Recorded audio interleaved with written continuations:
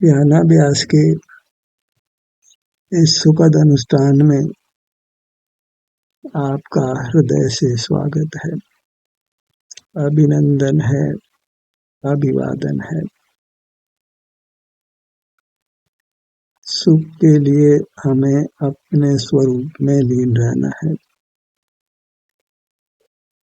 हमें अपने स्वरूप को पहचानना है। स्वरूप दो प्रकार का है। एक अपना विस्तार, जिसको हम आभ्यंतर अमूर्त शरीर कहते हैं,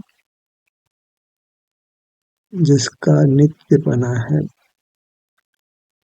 दूसरा उसमें होने वाला अतीन्द्रिय सुख, वह हमारा स्वरूप है, जो बिना इंद्रियों के, बिना बाह्य पदार्थों के होता है। एक सुख की स्थिति होती है हमारे शरीर में, जो बिना इंद्रियों के अनुभव में आती है। प्राय पशु पक्षियों के जीवन में और मनुष्यों के जीवन में भी शारीरिक सुख की स्थिति होती है। बालक अवस्था में प्राय हम स्वस्थ ही रहते हैं, शरीर में कोई वेदना नहीं होती। वह सुख हमारा स्वरूप है। विस्तार भी है और सुख भी है। वह स्वरूप प्रकट है, पर उसमें हम लीन नहीं होते, उसके अग्र नहीं होते, उसमें नहीं ठहरते। तो उसके अग्र होना, उसमें ठहरना, वह चारित्र संज्ञा पाता है, वह ध्यान संज्ञा पाता है, धर्म संज्ञा पाता है। उससे ही फिर सुख स्थायी होता है। अन्यथा फिर सुख के क्षण नष्ट होकर दुख आ पड़ता है और बहिर्मुख होते हैं तो राग आदि जनित नाना प्रकार की आकुलताएं हो जाती हैं। पर हम अपने विस्तार को और अपने में जो स्वास्थ्य की अच्छी स्थिति है, उसको स्वरूप मानकर पहचान लें और उसी में ठहरें, उसी में लीन रहें, तो वह सुख की स्थिति स्थायी हो जाती है। बीज रूप सुख तो पाया ही जाता है। बीज नहीं हो तो वृक्ष कहाँ से होगा। तो जो विस्तार बीज रूप है, वह तो सदा ही है, और उसमें जो स्वास्थ्य की स्थिति है, सुख की स्थिति है, कोई कष्ट नहीं है, तो वह सुख भी पाया जाता है। वेदना के समय भले वह नहीं हो और बहिर्मुखता के समय हमें उसकी खबर नहीं हो, पर सुख की स्थिति तो यदा कदा शरीर में स्वतः हमको अनुभव में आती है कि हाँ, अपने शरीर में कोई तकलीफ नहीं है, वेदना नहीं है, हम स्वस्थ हैं, सुखी हैं। तो स्वस्थ होना ही सुखी होना है, क्योंकि सुख का स्वरूप ही स्वास्थ्य है, स्वास्थ्य ही सुख है। स्वस्थ व्यक्ति सुख का अनुभव करता है, अस्वस्थ व्यक्ति दुख का अनुभव करता है। बस सुख की स्थिति को या स्वास्थ्य की स्थिति को निरंतर भोगना, उसमें ठहरना, उसमें लीनता करना और बाहर अपने उपयोग को नहीं भ्रमाना, बहिर्मुख नहीं होना, इंद्रिय ज्ञान में नहीं रहकर उस स्वास्थ्य की स्थिति को ही भोगना, उसी में स्थित रहना, वह अपने में उपस्थित रहना है। वह स्वरूपाचरण चारित्र है, वह धर्म है। चारित्र को ही धर्म संज्ञा है। चारित्रम खलु धम्मो, अपने स्वरूप में ठहरना, वह वास्तव में चारित्र है और धर्म है। और स्वरूप हमने पहचाना ही है कि नित्य नित्यात्मक है। तो जो अपना विस्तार जो शरीर रूप से है, वह हमारा नित्य स्वरूप है, और उसमें जो सुख की अवस्था है, निरोग अवस्था है, कोई दुख नहीं है, वह हमारा उत्पाद व रूप स्वरूप है। विस्तार और सुख रूप वृत्ति, वह हमारा स्वरूप है। उस स्वरूप के अनुभव में ही रहना, उसी में ठहरना, उसी में लीन होना, बाह्य प्रवृत्ति नहीं करना, वह मोक्ष का मार्ग है। उसी विधि से जीव शाश्वत अतीन्द्रिय स्वाधीन सुख को पा सकता है। जो बीजभूत सुख है उसके अनुभव रूप रहना, तो वह प्रस्फुटित होता है, बढ़ता है और पूर्ण होता है। और ध्यानाभ्यास में हम यही करने का प्रयत्न करते हैं। अपना मुख अपने विस्तार की ओर लाते हैं और वहाँ जो सुख की स्थिति है उसको भोगते हैं।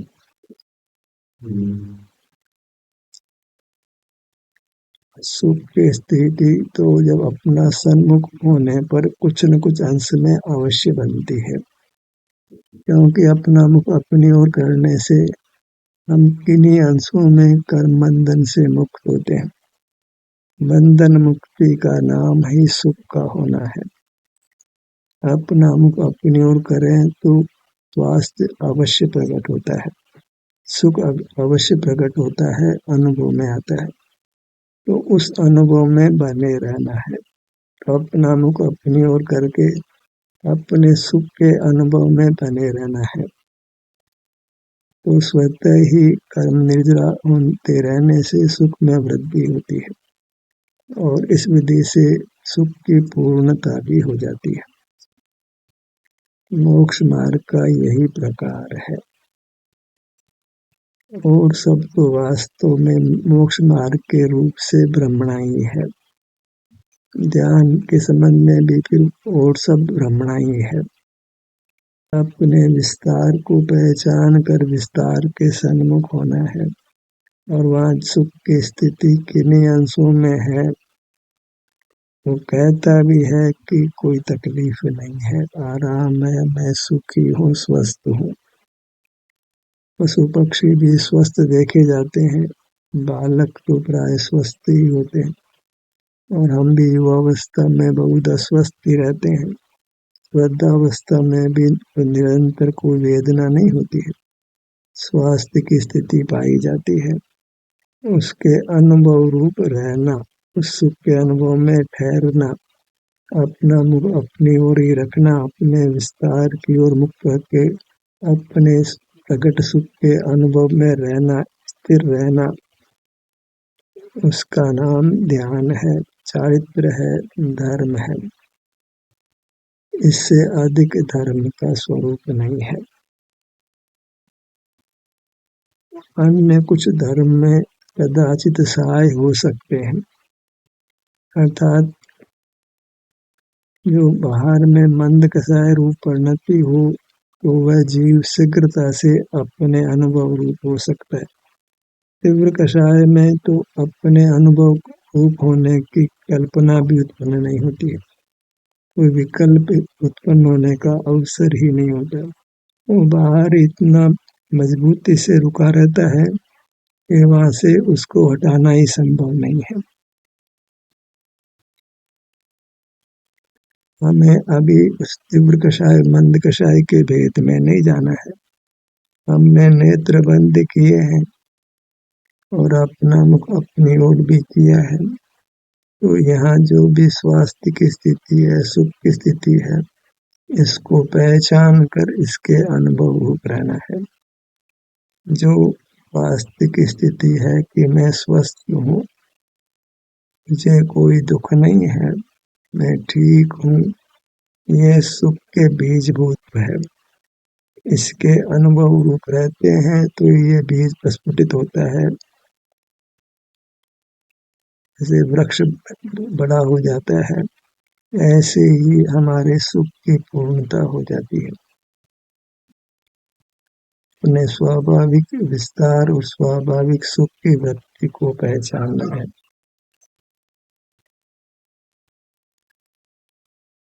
जो सुख की स्थिति सब जीवों के यथा तथा शारीरिक स्वास्थ्य की स्थिति पाई ही जाती है।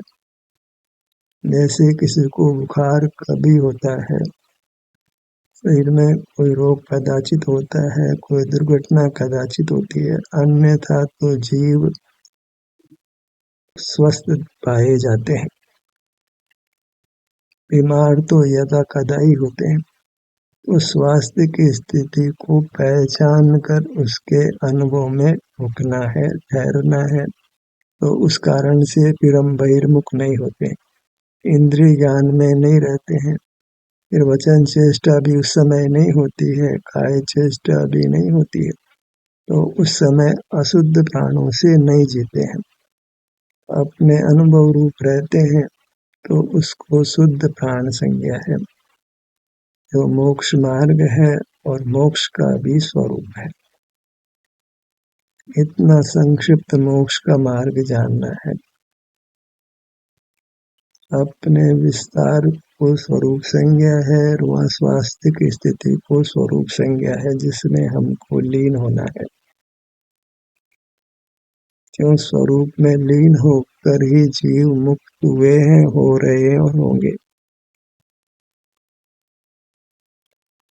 सब कर्मों का क्षय अपने स्वरूप में स्थित होने से होता है।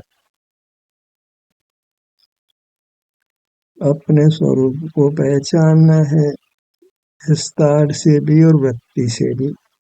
जो नित्य विस्तार है उसको तो पहचान नहीं सकते हैं कि सिर से पैरों तक ये मैं हूँ।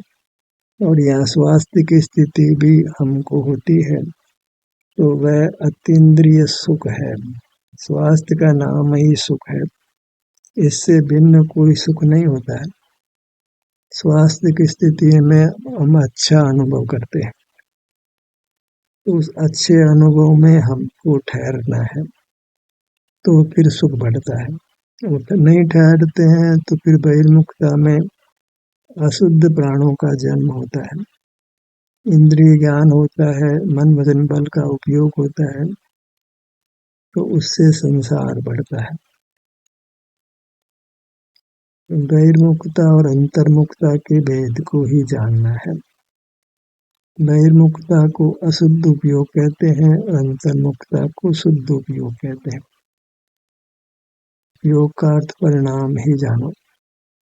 जो बहिर्मुख परिणाम है वह अशुद्ध है, और जो अंतर्मुख परिणाम है वह शुद्ध है।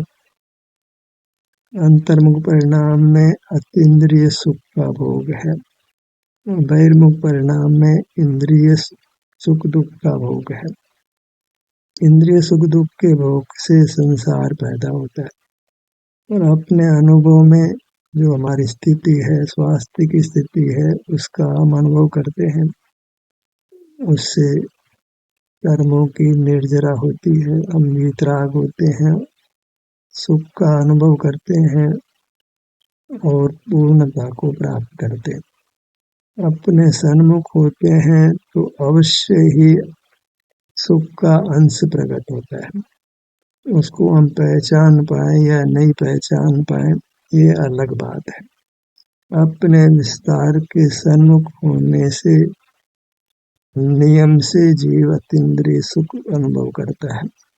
जैसे बहिर्मुख होने पर नियम से मोह का उदय होता है, और अपने सन्मुख हो तो नियम से मोह का उदय नहीं होता है। मोह के उदय में आकुल व्याकुल होता है, मोह का उदय नहीं हो तो नियम से निराकुल होता है, और निराकुलता भी सुख है। आकुलता नहीं होना ये भी एक उपलब्धि है, और जब आकुलता नहीं होती है तो हम कर्मों से नहीं बंधते हैं। कर्म की निर्जरा होती है तो उससे अतीन्द्रिय सुख का अंश भी नियम से प्रकट होता है। अब उसको हम विकसित करते हैं नहीं करते हैं ये अलग बात है। उसमें ठहरते हैं तो फिर धर्म नाम पाता है। स्वास्थ्य की स्थिति को तो बहुत जीव अनुभव में लेते हैं, अनुभव में उनके आती है, अनुभव होता है। पशु पक्षियों को भी स्वास्थ्य का अनुभव होता है, मनुष्यों को भी स्वास्थ्य का अनुभव होता है। उस अनुभव मात्र को चारित्र या धर्म संज्ञा नहीं है। उस अनुभव में ठहरना, उसको चारित्र या धर्म नाम मिलता है। अपने में आकर ठहरना, बने रहना, उससे फिर कर्म निर्जरा की एक धारा बनती है, जो फिर कर्म क्षय में बदल जाती है, जीव परमात्मा हो जाता है। इसी अभ्यास के लिए प्रथम हम अपने विस्तार के सन्मुख होते हैं। आगे की कहानी तो फिर स्वयं होती है। विस्तार के सन्मुख बने रहना है तो फिर वो सुख होता है। हमें विस्तार के सन्मुख बने रहना है, भले ही कभी एक बात के सन्मुख नहीं भी रह पाए तो अंतर में विचरण करें, पर रहना अपने सन्मुख है, ये प्राथमिक शर्त है। आत्म अभिमुख होना, स्वरूप अभिमुख होना, अपने विस्तार के सन्मुख होना। अब उसमें एक बात और ऐड होती है कि अपने विस्तार में जो सुख अनुभव में आता है उसको पहचान कर सुख के भोग में अनुभव में ठहरता है, स्थित होता है, तो सुख बढ़ता है। हमें सुख को बढ़ाना है, पूर्ण करना है। बीजभूत तो सुख है, उसको बढ़ाना है, उसकी खेती करना है, फसल उगाना है, फल प्रकट करने हैं। मोक्ष उसका फल है। जो भी स्वास्थ्य की स्थिति है अपने विस्तार में होती है। स्वास्थ्य की स्थिति बाहर तो होती नहीं है।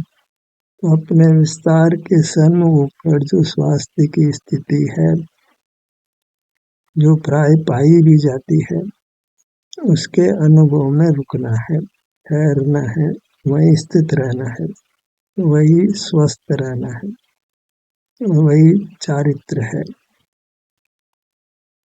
स्थिर होने को ही चारित्र संज्ञा मिलती है। स्वरूप में आचरण करना, वो आचरण ठहरने रूप होता है, स्थिर रहने रूप होता है, बने रहने रूप होता है। तो अपना क्या धर्म है, धर्म के नाम पर हम क्या करें? कि मंदिर जाएं, कि भगवान की पूजा करें, कि दान दें, कि दया करें, कि तीर्थ यात्रा पे जाएं, इन सब को तो धर्म संज्ञा नहीं है। स्वाध्याय तक भी धर्म संज्ञा नहीं है। अपने विस्तार को पहचानना, विस्तार में स्वास्थ्य की जो अच्छी स्थिति है उसको पहचानना, फिर उसके अनुभव रूप रहना, उसी अनुभव में स्थिर रहना, तो सुख के भोग से सुख बढ़ता है। जो जो खर्चे त्यों त्यों बढ़े, बिन खर्चे घट जाते। जो सुख की स्थिति है इसका अनुभव करें तो सुख बढ़ता है, नहीं तो सुख घटता हुआ फिर समाप्त हो जाता है।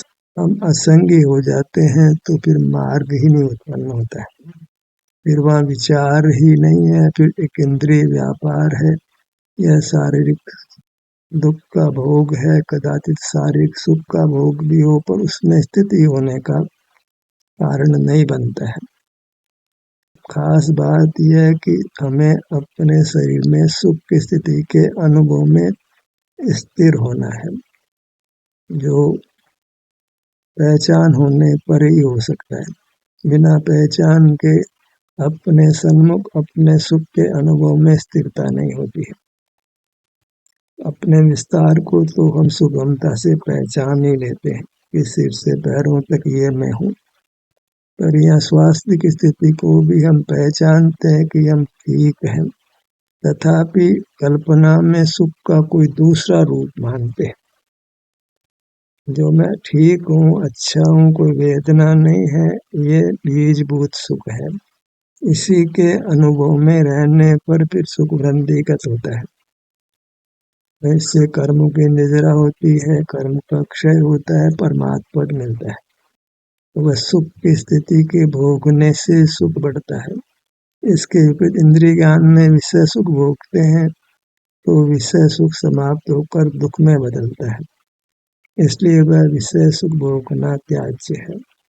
वह हम विषय के अभिमुख होते हैं और वह विषय सुख मिलता है, उसको हम पहचानते हैं और उसी में स्थिर भी होते हैं, उसका काल बढ़ाना चाहते हैं। मिष्टान का सेवन करें तो उसका सेवन होता रहे, उस सुख मिलता रहे।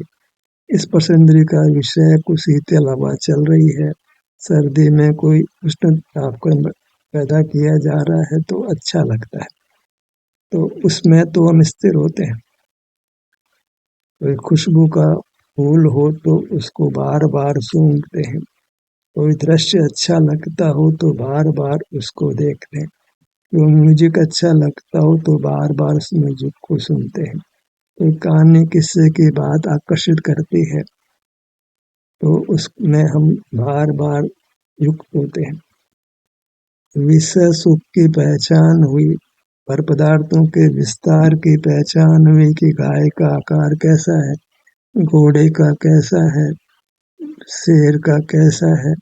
शेर को देखना भी चाहते हैं, हिरण को भी देखना चाहते हैं, गांव शहर देश विदेश को भी देखना चाहते हैं। उससे होने वाले वैश्विक सुख को हम पहचानते हैं, पर अपना स्वदेश अपना विस्तार है, उसमें जो स्वास्थ्य की स्थिति है उसकी हम सदा ही उपेक्षा करते हैं।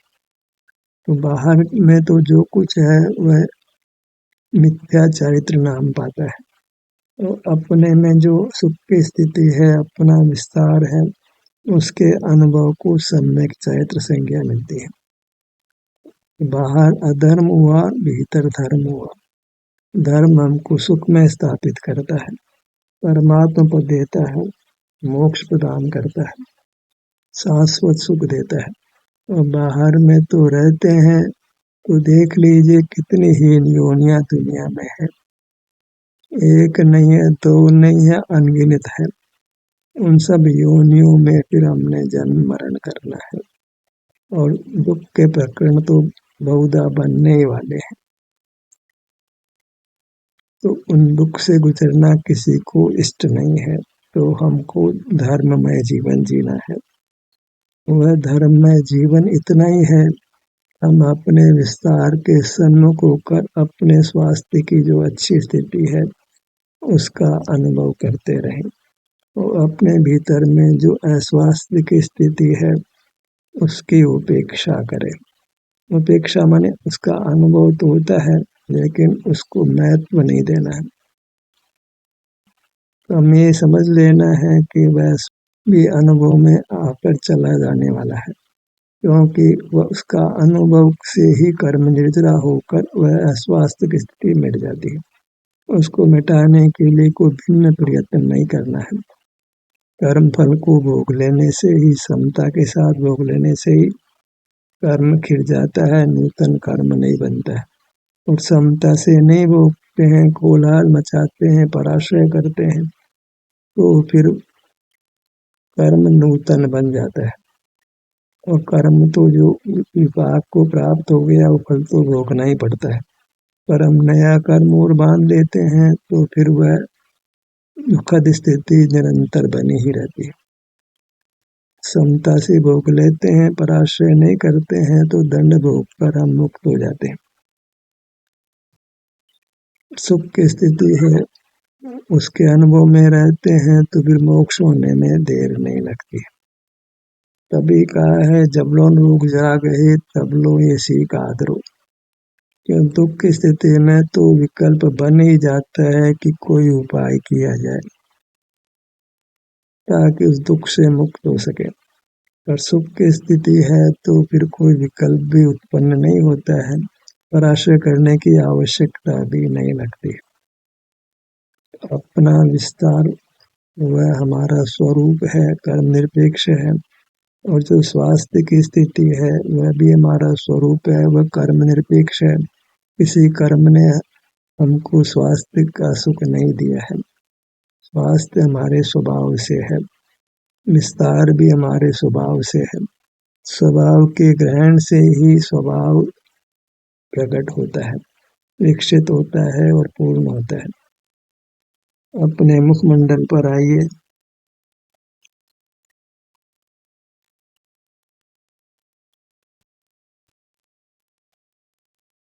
जो सुख की स्थिति है उसको महत्व देना है, क्योंकि वह सुख की स्थिति तो परमात्मा का रूप है। उसी के बल पर हम ये कहते हैं कि मैं परमात्मा हूँ, क्योंकि परमात्मा को भी सुख का अनुभव है, हमको भी सुख का अनुभव है। अभी हमने परमात्मा को सुख के अनुभव रूप माना नहीं है, हमने उनको सर्वज्ञ माना है, सर्वशक्तिमान माना है, अरूपी माना है। पर जो सुख की स्थिति है वह यथार्थ में परमात्मा का रूप है, और वह तो हमारे भी किसी अंशों में पाई जाती है। उस अपेक्षा से अपने को मैं परमात्मा हूँ, मैं शुद्ध हूँ, निर्मम हूँ, राग द्वेष से रहित हूँ, अनुभव में वीतरागता है, अनुभव में सुख भी है और अनुभव में अपना विस्तार भी है। परमात्मा का अंश हमको है तो अंश में भी अंशी का व्यवहार होता है। क्योंकि हमको परमात्मा का स्वरूप अंश में प्रकट होता है तो हमको उससे वर्तमान में ही परमात्मा हूँ ऐसी संज्ञा मिलती है। उस परमात्मा रूप की महिमा लेना है। विस्तार से वृत्ति से भी परमात्मा का अंश मुझमें कायम है, उससे मैं पावन तत्व हूँ, पवित्र तत्व हूँ, परमात्मा रूप हूँ, श्रद्धेय हूँ, पूज्य हूँ।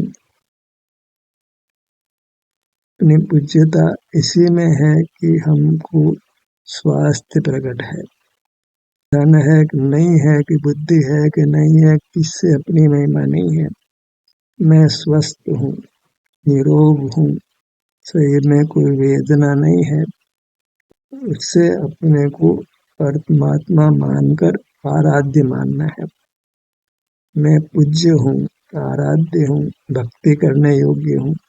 इस हेतु से परमात्मा जैसा ही विस्तार है, परमात्मा जैसा सुख भी अभी मुझे अनुभव में आता है।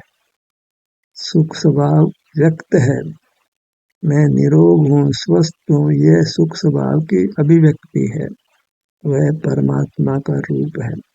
उससे हमें अपनी महिमा लेकर उस महिमा में मन उस सुख के अनुभव में लीन रहना है, उस वास्तविक स्थिति के अनुभव में लीन रहना है, बहिर्मुख नहीं होना है, बाह्य विषयों में नहीं जुड़ना है, वैश्विक सुख को सुख नहीं मानना है, धन की उपलब्धि को सुख नहीं मानना है, यश मिलता है समाज में उससे अपनी महिमा नहीं मानना है, जो स्वास्थ्य प्रकट है उससे अपनी महिमा मानना है, जो निरोगता है उससे अपनी महिमा मानना है। तो स्वास्थ्य को तो महिमावंत मानते ही नहीं, बुद्धि अधिक है तो महिमावंत, और स्वस्थ हो तो तुम्हारी महिमा है। तुम स्वास्थ्य का अनुभव करोगे तो परमात्मा बनोगे, अन्यथा परमात्मा पर दूर दूर है, वह कभी प्रकट होने वाला नहीं है। ध्यान का सत्र यही समाप्त होता है। आपकी सहभागिता के लिए धन्यवाद।